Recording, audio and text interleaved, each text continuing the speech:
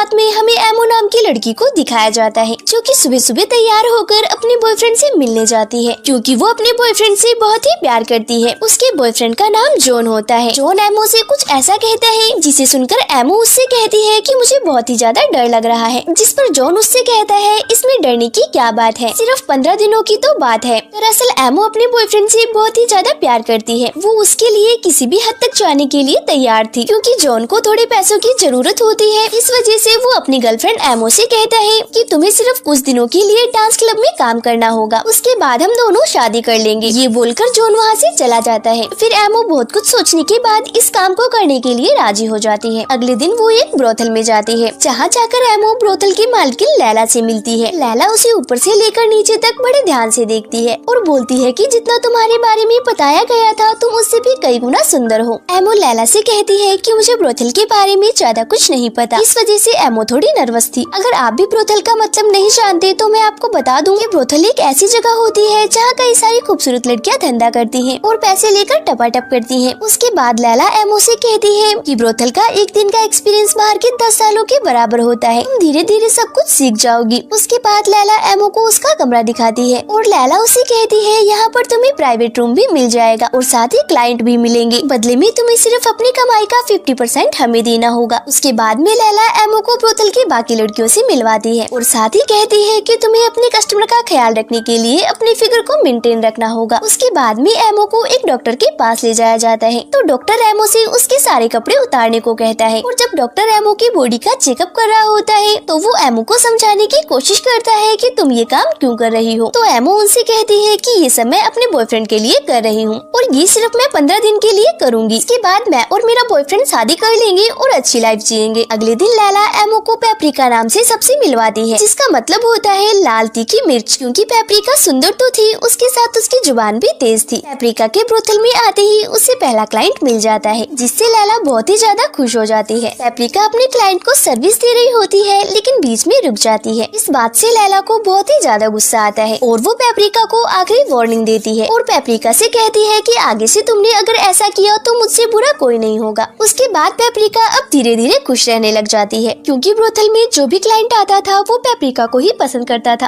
अब पेपरिका पीछे बीते 15 दिनों में 40 लोगों के साथ टपाटप करके सर्विस दे चुकी थी, जिससे उसके पास बहुत सारे पैसे इकट्ठा हो जाते हैं। अब लैला भी पेपरिका से बहुत ही ज्यादा खुश हो जाती है, क्योंकि पेपरिका ने पिछले 15 दिनों में ब्रोथल में 4 चांद लगा दिए थे। पेपरिका की खूबसूरती देखते हुए वहाँ पर मौजूद लड़कियाँ भी पेपरिका से अपनी जिस्मानी प्यास बुझाती है। ये बात पेपरिका लैला को बताती है, जिससे लैला को भी बहुत अच्छा लगता है और फाइनली लैला भी पेपरिका से सर्विस लेती है। उसके बाद पेपरिका की फ्रेंडशिप उसी के एक क्लाइंट फ्रैंको के साथ हो जाती है, क्योंकि फ्रैंको अक्सर वहाँ आकर पेपरिका से सर्विस लिया करता था। अब फ्रैंको कहीं ना कहीं पेपरिका से प्यार करने लगा था, इसलिए वो उससे कहता है कि तुम ये काम छोड़ दो, जिस पर पेपरिका उससे कहती है कि मेरा बॉयफ्रेंड बाहर गया हुआ है, वो अपना काम निपटाकर जल्द ही वापस आ जाएगा, तो हम दोनों शादी कर लेंगे और एक अच्छी लाइफ जिएंगे। उसके बाद पेपरिका अपने बॉयफ्रेंड को फोन लगाती है, लेकिन उसका बॉयफ्रेंड उसका फोन नहीं उठाता, जिस वजह से पेपरिका अपसेट हो जाती है। तो पेपरिका अपना मूड ठीक करने के लिए डिनर पर अपने फ्रेंड फ्रैंको के साथ जाती है, जहाँ पर उसका बॉयफ्रेंड किसी और लड़की के साथ उसे दिखाई देता है। तो पेपरिका अपने बॉयफ्रेंड के पास जाती है और पूछती है कि तुम लंदन से कब आए और ये लड़की कौन है। तो वो लड़की पेपरिका से पूछती है कि तुम कौन हो। तो पेपरिका उसे कहती है कि मैं इसकी गर्लफ्रेंड हूँ। तो ये सुनकर लड़की हंसने लग जाती है और बोलती है कि पिछले 3 सालों से मैं इसकी गर्लफ्रेंड हूँ, और ये बोलकर वो लड़की वहाँ से चली जाती है। फिर जॉन उसके पीछे उसे मनाने के लिए चला जाता है। ये सब देखकर पेपरिका को बहुत दुख होता है। पेपरिका अंदर से टूट जाती है और वो सोचती है कि जिसके लिए वो इतना सब कुछ कर रही थी वो एक नंबर का टर्की धोखेबाज निकला। फिर पेपरिका वहीं पर रोने लग जाती है, जिसका फायदा फ्रैंको उठाता है। वो उसे अपने घर ले जाता है और उसके साथ खूब टपाटप करता है। अगले दिन पेपरिका फ्रैंको के लिए ब्रेकफास्ट तैयार करके लाती है। फ्रैंको उसे कहता है कि मैं बहुत ही जल्द कैप्टन बनने वाला हूँ, तो क्या तुम मेरी वाइफ बनोगी। तो पेपरिका उसे साफ मना कर देती है, क्योंकि हाल ही में पेपरिका को प्यार में धोखा मिला होता है, उसे प्यार पर भरोसा नहीं रहा। वो कहती है कि मैं अब भी ब्रोथल में काम करूंगी, लेकिन सिर्फ अपने लिए। अगले दिन पेपरिका से मिलने उसका बॉयफ्रेंड जॉन आता है और उसे कहता है कि तुम यहाँ पर जितनी भी कमाई करती हो उसका मुझे 60% चाहिए। पेपरिका उससे कहती है कि मैं तुम्हें जेल भेज दूंगी। बदले में वो पेपरिका से कहता है कि तुम यहाँ अपनी मर्जी से आई हो और मैं तुम्हारा पिंप हूँ। यहाँ पर पेपरिका को पिंप का मतलब समझ में आता है। यहाँ पर हमें पता चलता है कि जॉन एक ऐसा घटिया लड़का है जो सीधी साधी लड़कियों को अपने प्यार के जाल में फंसाकर उनसे ब्रोथल में काम करवाता है, जिससे उसे कमीशन मिल सके। अब ये सुनकर